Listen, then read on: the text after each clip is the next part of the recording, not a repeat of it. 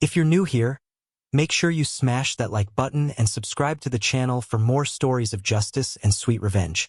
Today's story is about what happens when you mistake kindness for weakness, and I promise you, the ending is worth the wait. Let's get into it. Don't worry about the old man, guys. He'll be in bed by 9. The house is basically mine anyway, just a matter of time. The voice, slick with unearned confidence and cheap whiskey, drifted up the grand staircase of my home. My home, not his. I stood in the shadows of the second-floor landing, my hand resting on the cool, polished oak of the banister, a banister my late wife Eleanor and I had chosen together 4 decades ago. Every fiber of my being went rigid.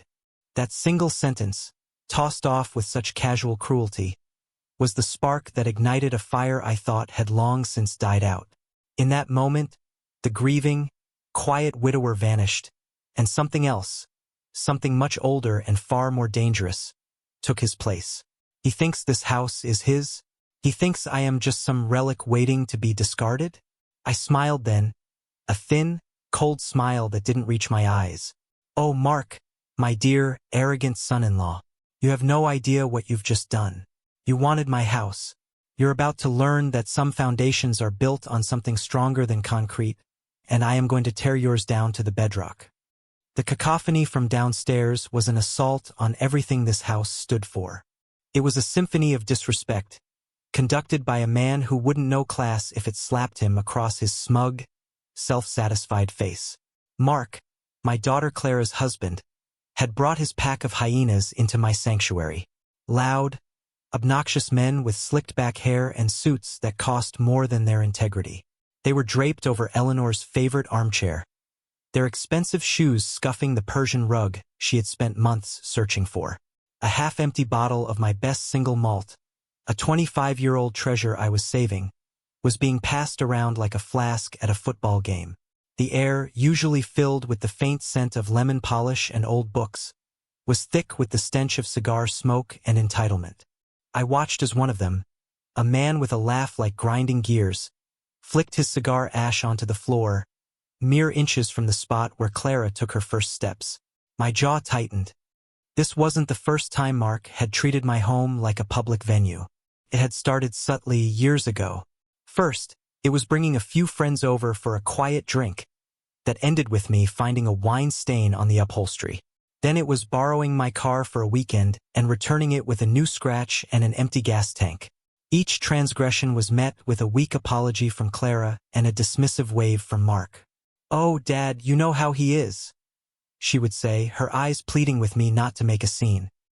"He doesn't mean anything by it, but he did. He meant everything by it." Every casual act of disrespect was a test, a pushing of boundaries to see how much the old man would take.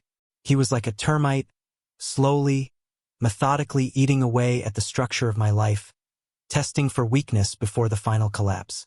And I, for the love of my daughter, had let him. I had mistaken my patience for a virtue, when in reality, it had been a poison, allowing this rot to fester in the heart of my family. The memory of how it all began surfaced, unbidden and bitter. I remembered the first time Clara brought him home. She was glowing, her face alight with a kind of desperate adoration that worried me from the start. Mark was all charm and polished surfaces. He shook my hand with a grip that was a little too firm, a little too eager to establish dominance. He complimented the house, but his eyes weren't admiring the architecture. They were calculating its value. He called me sir, but the word was devoid of respect, a hollow courtesy learned in a sales seminar. I saw him for what he was instantly, a predator in a bespoke suit. But Clara was blind to it. She saw a successful, ambitious man who showered her with attention and expensive gifts. She didn't see that the gifts were bought on credit and the attention was a form of control. Eleanor would have seen it. My beautiful, sharp-witted Eleanor. She had a sixth sense for people, an uncanny ability to see past the facade to the truth beneath. She would have taken one look at Mark, with his flashy watch and his easy lies, and she would have pulled Clara aside for a long, serious talk. But Eleanor was gone. I had lost her to a swift and merciless illness 5 years prior, and in the gaping void she left behind, My daughter had sought comfort in the arms of a charlatan. I tried to warn her gently at first. "He seems a bit aggressive, sweetheart," I'd said. "A bit too focused on material things." Clara had bristled, defensive. "You just don't want me to be happy, Dad. You're just old-fashioned. Mark is a go-getter. He's building an empire." An empire of debt, I had thought but didn't say. An empire built on a foundation of sand. I held my tongue because I was afraid of losing her. In my grief, I had become a coward, and my cowardice had cost us all dearly. They married in a lavish ceremony I paid for. Mark insisted on it. "We have to project success, Arthur," he'd said, calling me by my first name for the first time. Another subtle shift in the power dynamic. It's all about appearances. The wedding was a grotesque display of his materialism. Everything was over the top, from the ice sculptures to the champagne fountain. It wasn't a celebration of love. It was a business networking event. I watched my daughter, lost in a sea of strangers Mark called contacts, and a profound sadness settled over me. This was not the life Eleanor and I had envisioned for her. We had raised her to value kindness, integrity, and family. Mark valued none of these things. He valued assets, acquisitions, and leverage. And he saw Clara, and by extension me, as his greatest acquisition yet. After the wedding, the erosion began in earnest. They moved into a condo they couldn't afford, a glass box in the sky with a mortgage that made my eyes water. The calls for financial help started soon after. "Just a little loan to cover a commission that's late, Dad," Clara would whisper into the phone, her voice laced with shame. "Mark promises we'll pay you back next month." The first time, I wrote a check for $5,000. The next month, it was 10. Soon, it was a regular occurrence, a line item in my monthly budget. The Mark and Clara bailout fund. They never paid a dime back.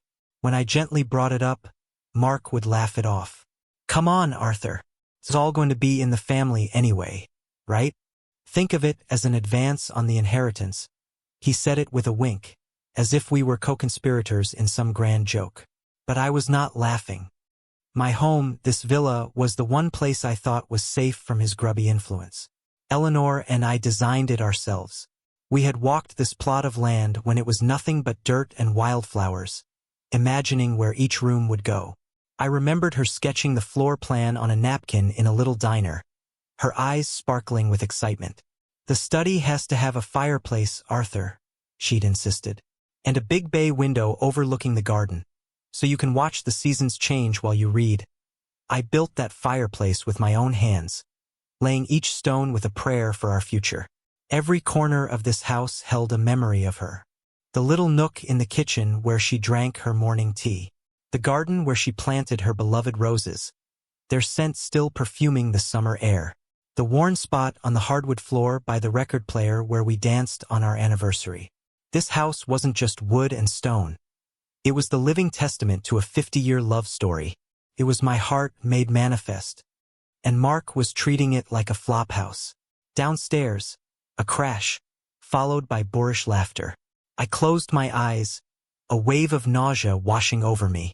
I pictured them, clumsy and drunk, knocking over the small table by the entryway, the one holding a porcelain vase Eleanor had inherited from her grandmother.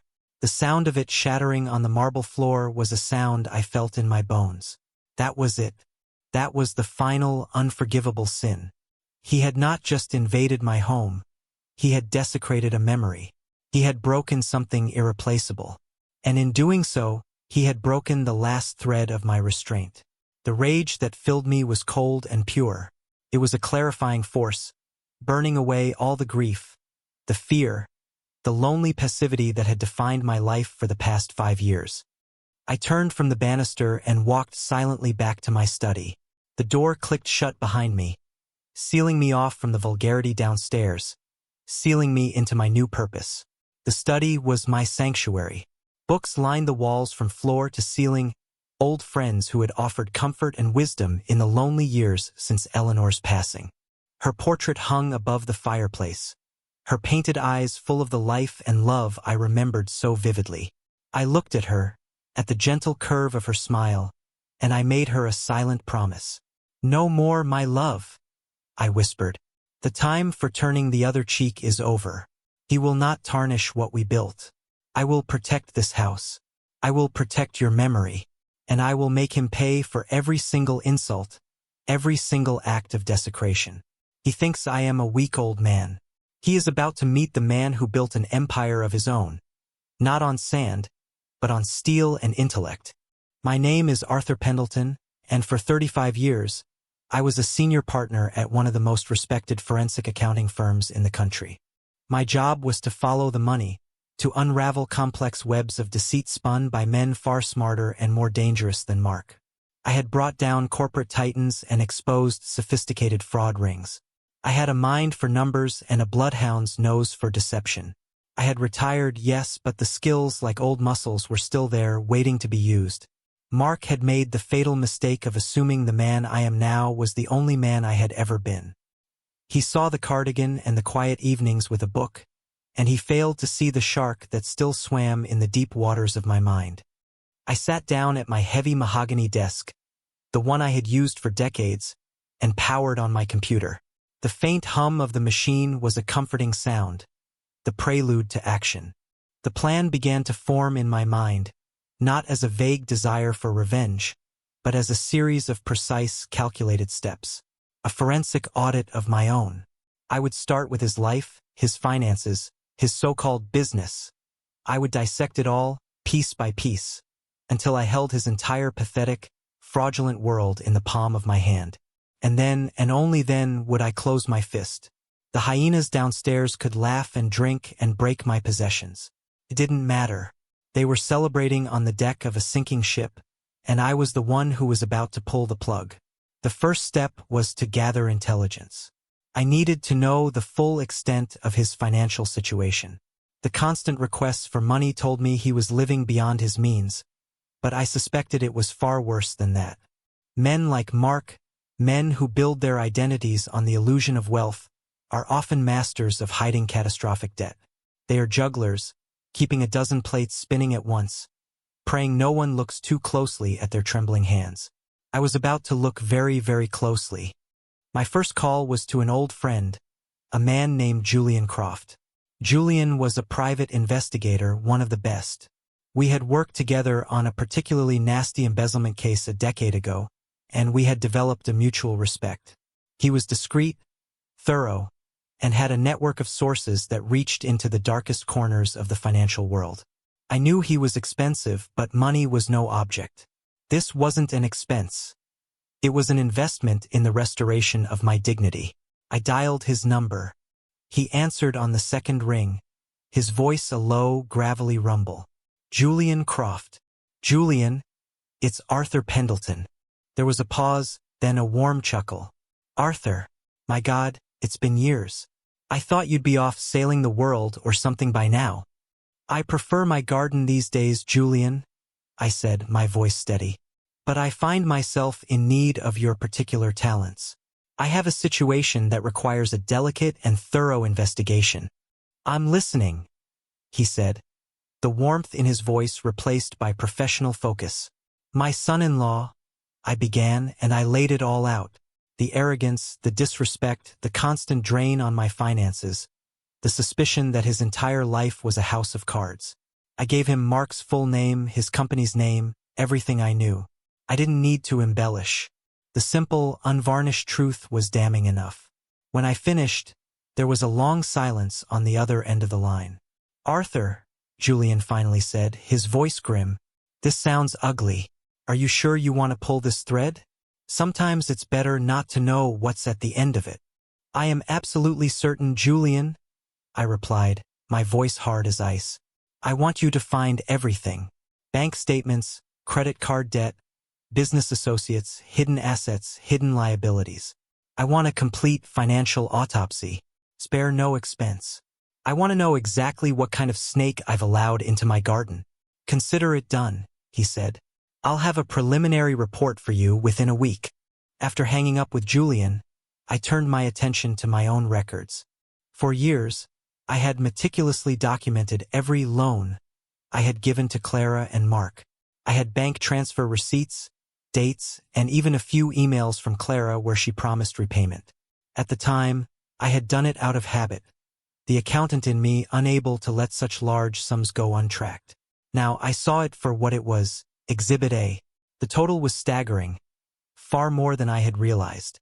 It was well into the six figures, a sum that could have funded a comfortable retirement for most people, and they had squandered it on fancy dinners, designer clothes, and luxury car leases. Seeing the number laid out in black and white on a spreadsheet solidified my resolve. This wasn't just about disrespect anymore. This was about a systematic, long-term financial exploitation of a grieving father. They hadn't seen me as family. They had seen me as an ATM with a pulse. The next few days were a study in patience. I played my role to perfection. When Clara called to offer a flimsy apology for Mark's behavior and the broken vase, I was the picture of benevolent forgiveness. "Oh, don't you worry about it, sweetheart," I said, my voice soft and weary. "Boys will be boys. The vase was just an old thing. As long as he had a good time." I could hear the relief in her voice. "Oh, thank you, Dad. I was so worried you'd be angry. Mark feels just terrible about it." A bald-faced lie, of course. Mark felt nothing, but I let it pass. "Of course not, my dear. Tell you what, why don't you and Mark come over for dinner on Sunday? Just the three of us. We haven't had a proper family meal in ages." This was the next step in my plan. I needed to lull him into a false sense of security. I needed him to believe I was a doddering old fool, easily placated and ready to be fleeced for even more. My invitation was the bait, and I knew his greed would make him swallow it whole. "We'd love that, Dad," she chirped, oblivious to the trap being laid. "I'll tell Mark. We'll be there." While I waited for Julian's report, I did my own digging. I spent hours online, delving into Mark's business, a boutique real estate development firm called Prestige Properties. The website was slick, full of glossy photos of properties he claimed to have developed and testimonials from clients who were probably his drinking buddies. But beneath the polished veneer, I found cracks. Public records showed a string of liens against his company. There were lawsuits from unpaid contractors and rumblings on investor forums about missed dividend payments. His empire, as Clara had called it, was not just built on sand. It was built on a sinkhole. He wasn't a developer. He was a con artist using new investor money to pay off old debts, a classic Ponzi scheme on a small, grubby scale. He was robbing Peter to pay Paul, and it was only a matter of time before he ran out of apostles. It became clear that I was his Peter, his primary source of liquid cash to keep the whole charade going. My loans weren't for covering late commissions. They were for staving off total financial collapse. The audacity of it took my breath away. To be simultaneously bleeding me dry while treating my home as his personal clubhouse required a level of sociopathic arrogance that was truly impressive. Julian's preliminary report arrived in a discreet, encrypted email exactly 1 week after my call. The contents were even more damning than I had imagined. Julian had uncovered a mountain of debt. Multiple high-interest personal loans, maxed-out credit cards under both Mark's and Clara's names, a second mortgage on their condo that I never knew about. He was in debt to the tune of nearly $1 million, not including the money he owed me. But that wasn't the worst of it. The worst of it was a detail buried deep in the report, a detail that made my blood run cold. Mark had taken out a life insurance policy on me, a very large one. He had somehow gotten my signature on the paperwork, probably slipped it into a stack of other documents he'd asked me to sign for a family trust he was setting up a year ago. A trust, he had claimed, that was designed to protect my assets. It was designed to do the opposite. It was designed to line his pockets upon my death. The realization hit me like a physical blow. He wasn't just waiting for me to die. He was banking on it. His disrespect, his arrogance, it all clicked into place. In his mind, I wasn't a person anymore. I was a morbid annuity, and he was impatiently waiting for it to mature. The discovery of the life insurance policy changed everything. My plan for a simple financial reckoning now seemed inadequate. This was no longer just about teaching a lesson in respect. This was about survival, about excising a cancer from my family before it consumed us all. My resolve hardened from steel to diamond. I would not just expose him. I would not just ruin him. I would utterly and completely dismantle him, leaving nothing but dust and regret. I spent the next 2 weeks meticulously crafting the final act of this drama. I contacted my lawyer, a sharp woman named Ms. Albright, and we worked in secret. First, we drafted a new will, one that was ironclad. It explicitly disinherited both Mark and Clara, leaving the entirety of my estate, including the house, to a charitable foundation established in Eleanor's name. There was a single clause, a glimmer of hope for my daughter. If she were to divorce Mark and legally sever all ties with him within 6 months of my passing, a portion of the estate would be placed in a trust for her, managed by a third party, inaccessible to any past, present, or future husband. It was a harsh measure, but a necessary one. I had to protect her from him, and from her own poor judgment.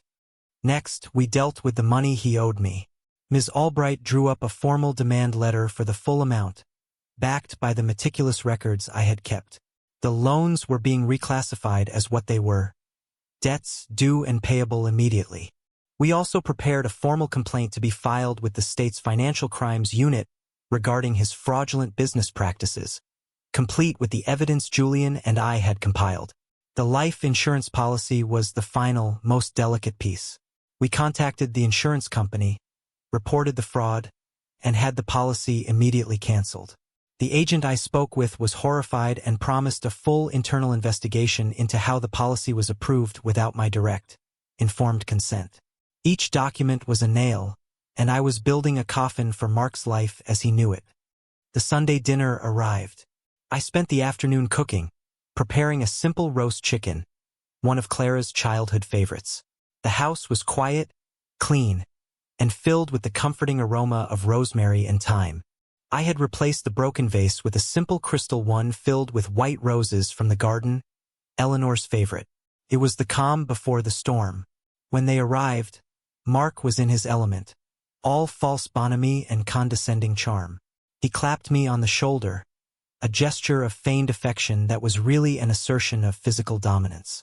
"Arthur, smells fantastic. You shouldn't have gone to all this trouble." "It's no trouble at all, Mark," I said, my smile serene.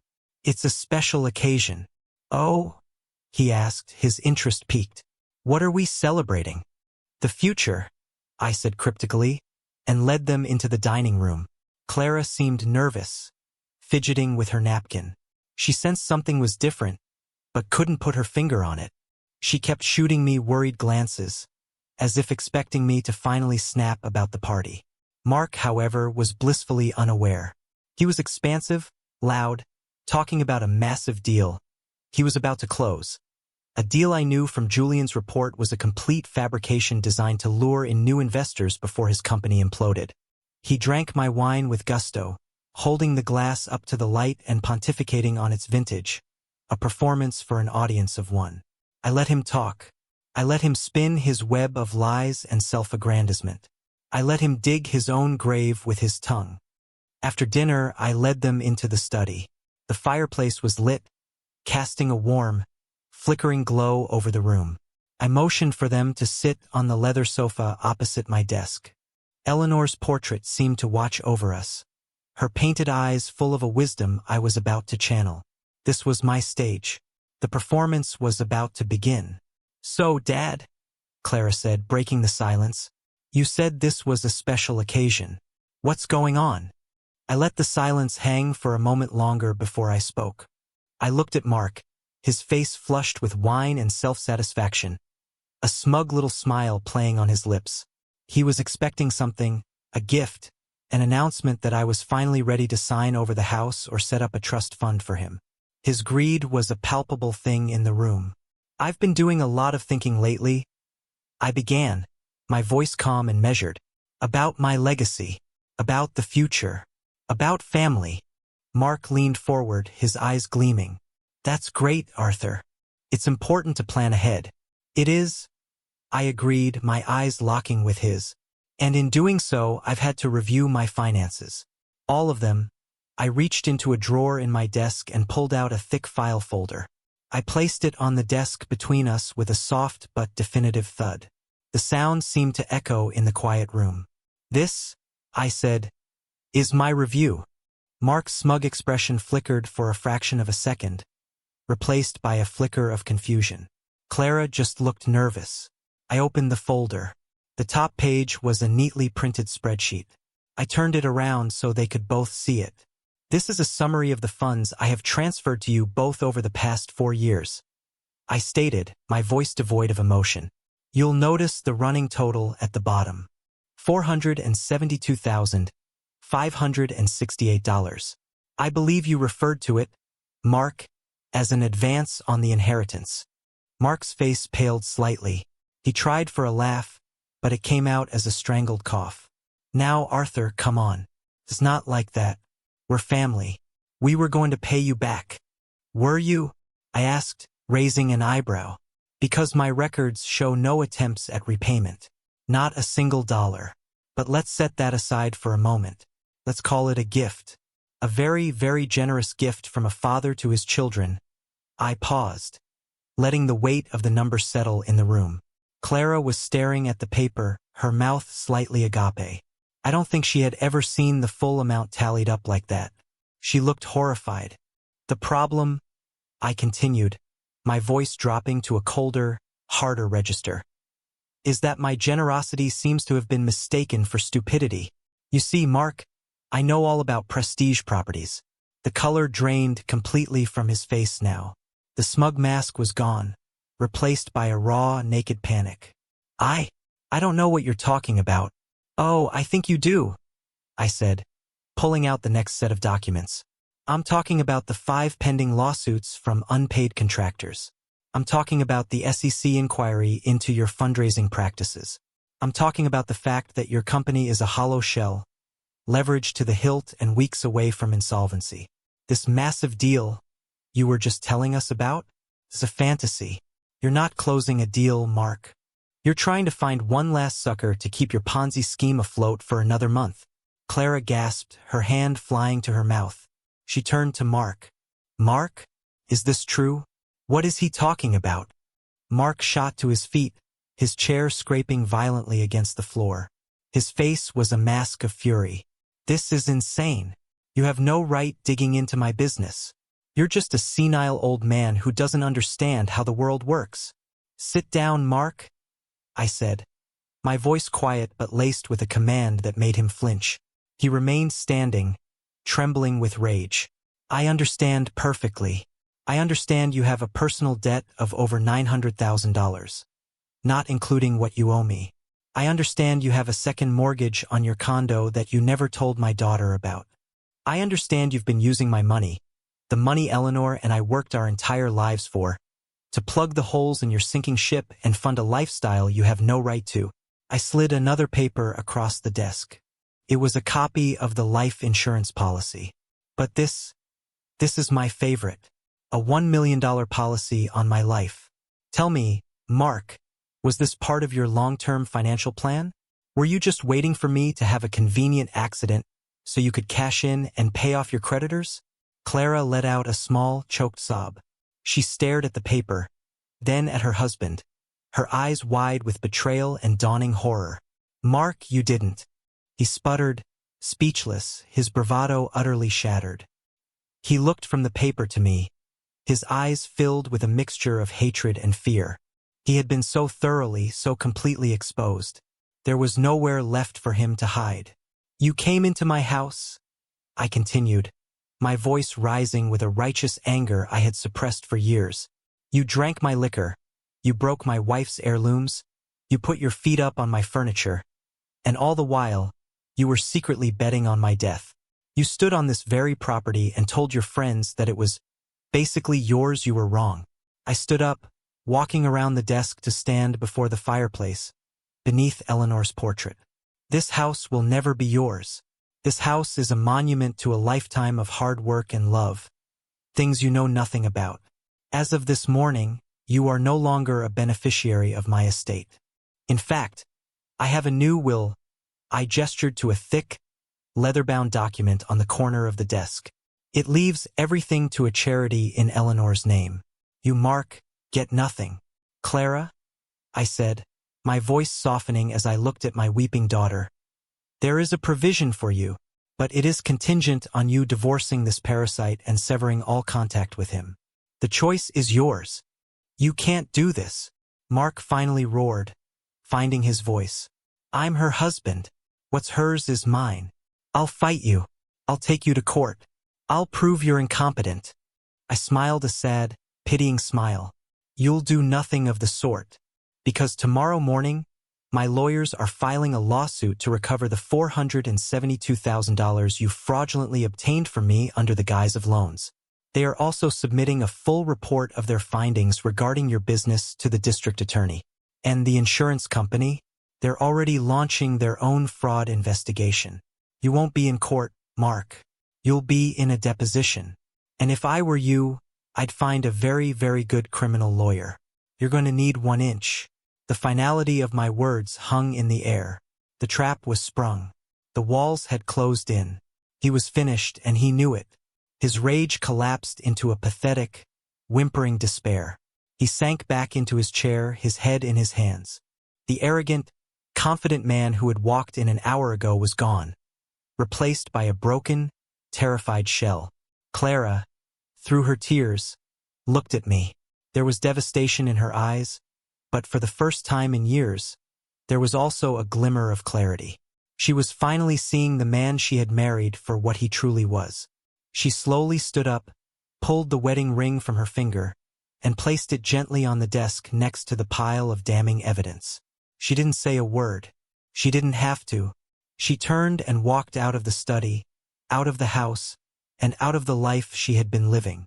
I was left alone with the wreckage of a man. I looked at him, huddled in the chair, and I felt nothing. No pity, no satisfaction, just a quiet, profound sense of justice. The snake had been removed from my garden. My house was mine again. The silence that descended upon the house after Mark was gone was profound. It wasn't the empty silence of loneliness I had grown accustomed to. It was a clean, pure silence. The silence of a space that has been cleansed of a toxic presence. I walked through the downstairs rooms, my hand trailing along the back of Eleanor's armchair, my fingers tracing the pattern on the wallpaper. The lingering scent of cigar smoke was fading, replaced once more by the familiar, comforting smells of home. It felt as though the house itself was breathing a sigh of relief. The weight of Mark's oppressive entitlement had been lifted. For the first time in a long time, I felt at peace within these walls. The battle was over. My sanctuary was secure. The aftermath was swift and brutal, just as I had planned. Ms. Albright filed the lawsuit the next morning. The demand for repayment, coupled with the threat of further legal action, sent Mark's remaining creditors into a frenzy. They called in their loans, froze his accounts, and began foreclosure proceedings on the condo. His house of cards, already trembling, collapsed in a single, spectacular gust of wind. His so-called friends and business partners, the hyenas he had brought into my home, vanished at the first sign of trouble. Men like Mark attract only sycophants and fellow predators. Loyalty is a foreign concept to them. He was left completely and utterly alone, a pariah in the very circles he had tried so desperately to impress. The district attorney's office did indeed open an investigation, and within a few months, he was indicted on multiple counts of fraud. The last I heard, he had taken a plea bargain to avoid a longer sentence. A broken man stripped of his pride, his money, and his freedom. Clara called me a week after that fateful dinner. Her voice was small, fragile, but clear. She was staying with a friend from college, trying to piece her life back together. She cried, apologizing over and over again. Not just for Mark, but for her own blindness, her own weakness in allowing him to manipulate her and disrespect me for so long. I was so stupid, Dad, she wept. I wanted to believe in the fantasy he was selling, and I ignored all the signs. I ignored you. We all make mistakes, Clara, I said, my voice gentle. The important thing is to learn from them. I did not offer her money, and she did not ask for it. That was a crucial step. She needed to stand on her own 2 feet, to rebuild her life based on her own merits, not on my wealth. She got a job as a teacher's aide, a humble position that paid little, but gave her a sense of purpose she hadn't had in years. She started therapy. Slowly, painstakingly, she began to heal. She filed for divorce, and when it was finalized, a quiet sense of relief passed between us. The legal tie was severed. The path to her own future, and to the provisions in my will, was now clear. Our relationship began to mend, tentatively at first. She would come over for quiet dinners, just the two of us. We didn't talk about Mark or the past. We talked about her students, about the books I was reading, about the roses in the garden. We were rebuilding our own foundation, brick by painful brick, on a new ground of honesty and mutual respect. I saw the daughter I remembered from her childhood re-emerging from the wreckage of her marriage. Kind, thoughtful, and with a newfound strength in her eyes. She was no longer a reflection of a man's ambition, but a person in her own right. The pain I had inflicted had been a harsh medicine, but it had saved her life. Months turned into a year. The rhythm of my life returned to its quiet, peaceful cadence. I spent my mornings in the garden, tending to Eleanor's roses, their thorns a reminder that beautiful things must be protected. I spent my afternoons in the study, reading and listening to old records, the house filled with the music we once danced to. It was no longer a fortress to be defended, but a home to be enjoyed. My actions had been born of anger and a desire for vengeance. I could not deny that. But the outcome was peace. I had not just destroyed Mark. I had liberated my daughter and reclaimed my own life. I had honored the memory of my wife and the sanctity of the home we had built together. There was a moral calculus to it that satisfied the accountant in my soul. The books were balanced. Justice had been served. I often sit in the bay window of my study, the one Eleanor designed, and watch the seasons change. I see the green shoots of spring give way to the full bloom of summer, then the fiery colors of autumn, and finally, the quiet, stark beauty of winter. Life moves on. Wounds heal. Foundations, when they are strong, endure. My home, my dignity, my family, what remains of it, are secure. I learned a hard lesson about the dangers of passive grief and the poison of unchecked arrogance. And I taught an even harder one about consequences. Mark thought he was taking on a weak, tired old man. He forgot that the oldest trees have the deepest roots. So, what do you think? Did I go too far, or did he get exactly what he deserved? Let me know your thoughts in the comments below. And if you have a story about standing up for yourself and your home, I'd love to read it. Don't forget to like this video and subscribe for more stories. Remember, your respect is not a gift to be given to those who don't earn it. It's a boundary to be defended at all costs.